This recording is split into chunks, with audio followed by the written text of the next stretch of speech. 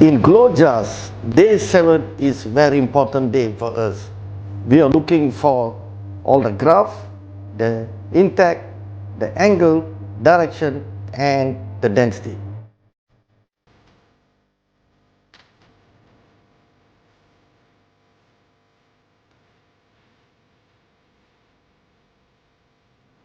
Day 7 today is adjustment time. Whatever the graph is here.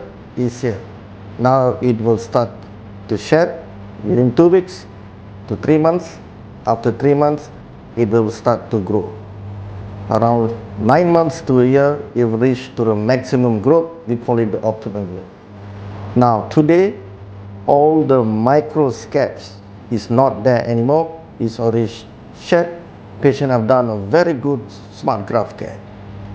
The angle, the direction, the density is very important to get a good result, so that light is unable to go through here. So we are very happy to see. We already seen all the hair. The density is good. This is on the right side. The left side here is slightly deep and wider recession. I would like to say thank you to Professor Dr. Jas. Thank you, GLOJAS.